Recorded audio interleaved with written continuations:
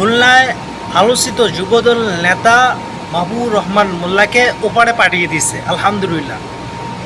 এখন এখানে একটা আশ্চর্য ধরনের একটা ঘটনা ঘটেছে, সেটা হলো যে এর প্রাইভেট কার পরিষ্কার করতেছিল ওই সময় 3জন লোক তাকে গুলি করে। সে গুলি করার পরে এর মৃত্যু নিশ্চিত করার জন্য এখন ওই সময় এর পার রক কেটে দেয়। সো পার রক কেটে দিয়েছে। এখন দেখবেন এই বিষয়টা ছাত্র শিবিরের উপর চাপাই দেওয়ার চেষ্টা করবে, কারণ অনেক দল থেকেই কিছু কিছু লোক আছে, মানে ছাত্র শিবিরের উপর চাপাই দেওয়া হবে, কারণ এদের নামে তো এরকম ধরনের আগে তো গুজব ছড়া হয়েছে যে ছাত্র শিবির রক কাটায়, ঠিক আছে। এখন এদের উপর চাপাই দেওয়ার চেষ্টা করবে।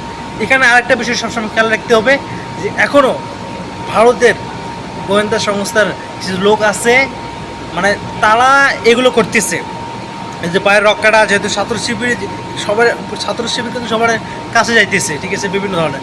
এখন এদেরকে মানে শত্রু বানানোর জন্য বা সবার দুশ্মন বানানোর জন্য এই কাজগুলো করা হচ্ছে। এগুলো একদম ডাইরেক্ট ভারতের থেকে এগুলো কাজ করানো হচ্ছে। সবাই সাবধানে থাকবেন।